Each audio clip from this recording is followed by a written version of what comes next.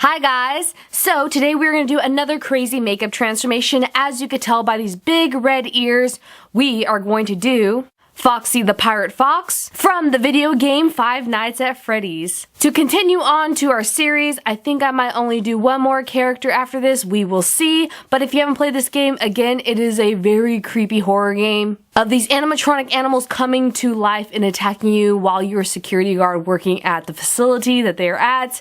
Very creepy. So let's see if we could turn into this red fox and get started with the video. First, I'm going to take off these ears, but we will put it back on later. I just want my hair out of the way so we could paint our face. Putting my hair up in like a low ponytail, I actually did this weird like Asian type of little bun style on the back of my hair and put the top portion in a clip of the excess hair from the mini lower bun. It kind of reminds me of one of the soldiers from Mulan, just like a little bit. And I used some hairspray to tame down all my baby hairs and extra bangs and strays, even though they can't be tamed. They got a mind of their own. Then instead of shaving off my entire eyebrows because I kind of need them, or want them I should say, I'm going to smooth them down with some glue sticks so that we could paint on them later. Doing layers of purple glue stick and doing layers of powder in between that. I'm doing about 3 layers for my brow hair density. You can get a hairdryer to speed up this process of the eyebrows. Then I'm getting a white eyeliner pencil and starting to outline all the intricate details of Foxy the Pirate Fox. From Five Nights at Freddy's, I'm starting off with the brows and then doing the eyes. Well, I should say eye. This fox is actually a pirate, so it has an eye patch. And I'm making sure that my eye shapes stop above my actual eyelid when I close them, and doing the nose of the fox above my natural nose. We're gonna get intense. This is almost like that Venom from Spider-Man makeup I did a while back. And then doing the teeth around my lip area. And then we're gonna drop down the bottom jaw to our neck and chest area. It is such a challenge to make your makeup go down, not just on your face, but on your neck and chest area. But we're gonna try it and see what happens. To even challenge myself more, we're going to do a special trick, but before that, I'm going to paint my ears with the aqua black color so that they disappear and blend into the background. And now it is time for a makeup special trick. I'm going to get 2 different types of products, one being liquid latex and the other being Pros-Aide. Instead of Pros-Aide, because it's kind of hard to get and very tough to get off, you could use Spirit Gum for this, but you might need a little more Spirit Gum than you do Pros-Aide. I got these small like disposable shot glasses off of Amazon because they're great for products for special effects makeup. So I'm starting off with the Pros-Aide and gluing these cotton balls together because we're going to make Foxy's big large whiskers. I couldn't find a prosthetic that was the shape of this, so I'm making them myself, gluing cotton balls together. Prepping some tissue paper by tearing it apart and getting it down from 2-ply to 1-ply because we need them in really light thin layers.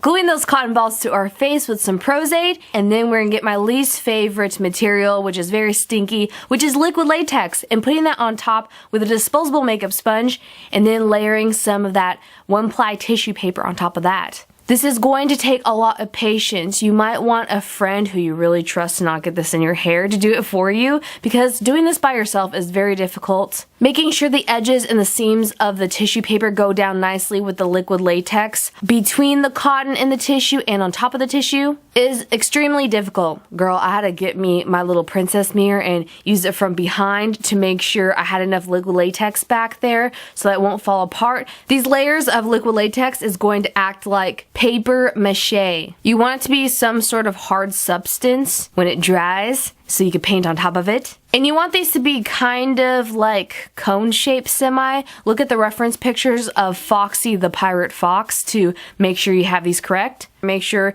it's all covered with liquid latex and seamed down nice. And please do not get this in your baby hairs because I got some of my baby hairs and later on when it comes off, it's not a fun process of taking it off. For some reason while I'm doing this, it looks like I just shoved hard-boiled eggs onto my face and they're really creepy looking. Like it looks like something out of the X-Files, like a secret case, like this person mutates weird forms on their faces, but I kind of like it. It was really difficult to do this process, but challenging yourself is always the best because you learn so many things. Who knew you could make prosthetics out of cotton balls and tissue paper with some liquid latex? And no, I am not naked. I do have the usual wrap thing on when I'm doing body painting like this. Just FYI.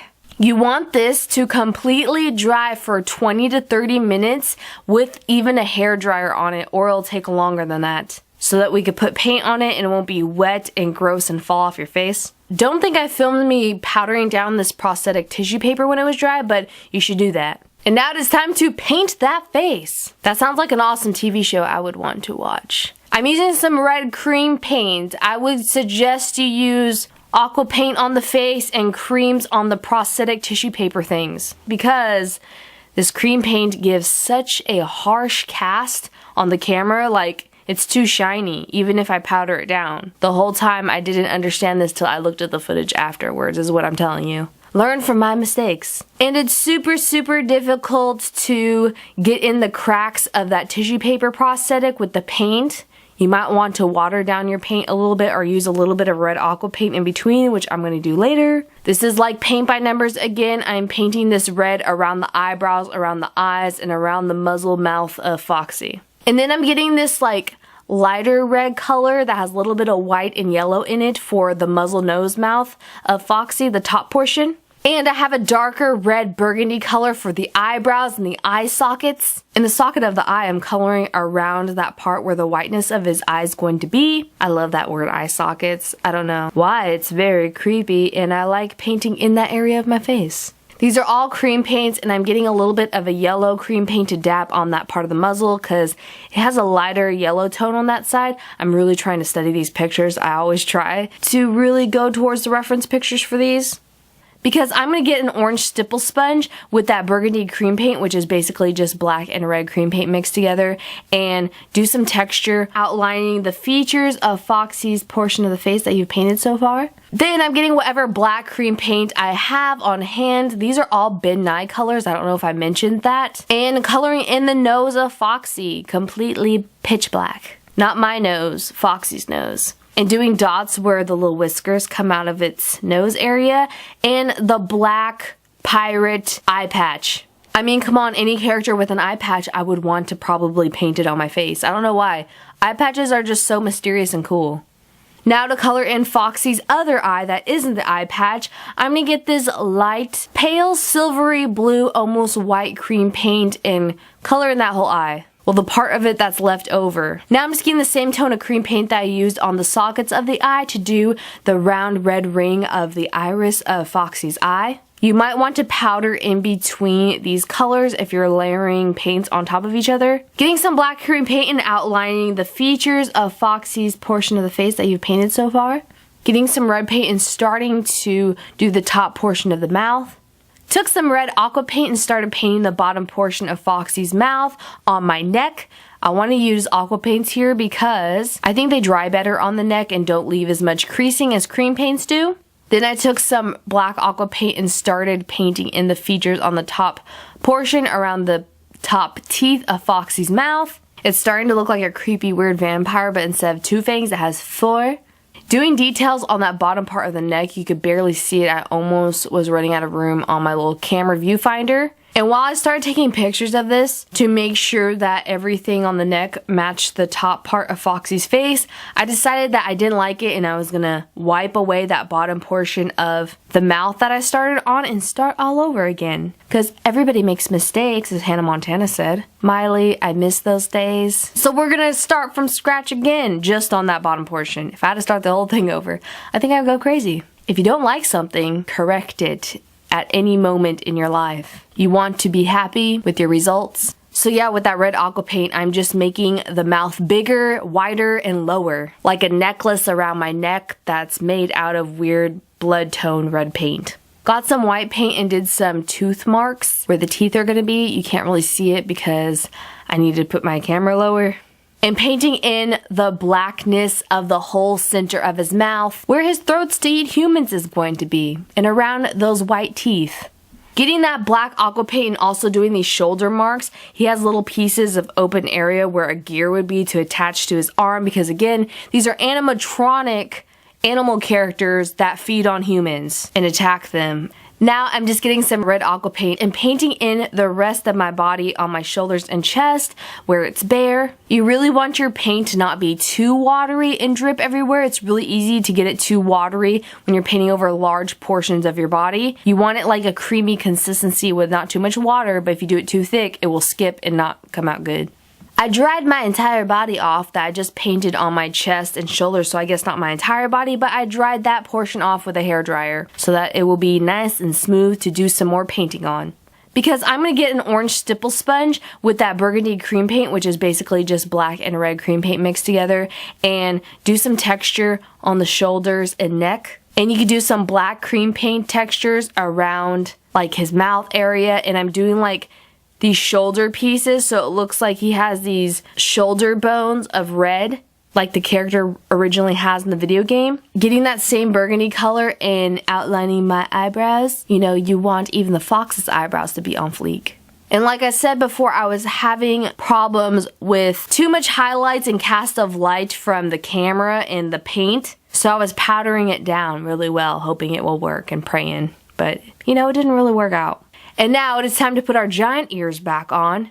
And now we are completely done with our Foxy the Pirate Fox makeup look from the video game Five Nights at Freddy's. I hope you guys enjoyed this makeup look. It was one of the most difficult ones I have done making those prosthetics, but I think it was well worth it. I still have fun challenging myself, and I think it turned out pretty cool. And sadly, it is time to take this off, which was so difficult to do because I got some of my baby hairs inside the liquid latex, and I don't advise that. I told you, my baby hairs just run rampant and wild and want to do their own thing, and some of them had to be sacrificed. I definitely had to rip some out terribly. It's no big deal, but I wouldn't advise it. It's painful. No matter how many times I've tried, whenever I do bald caps or anything, even by professionals, they always rip one of my baby hairs out. It's fine. More will grow.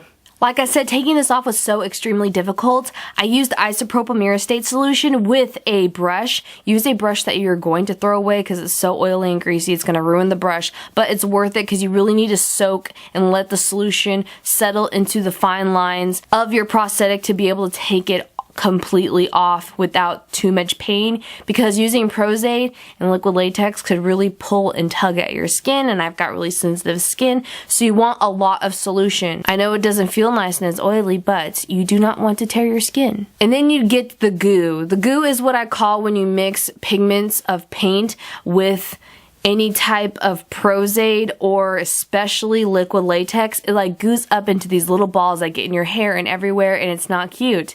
So you really need to get those out with your fingers or with the isopropyl myricate and take a shower. Little reminder, all the products I use in these makeup transformations will always be listed down below in the description box. Hope you guys like this. Thanks for watching. As you can see, I was left with a huge mess and I gotta take a shower. Bye.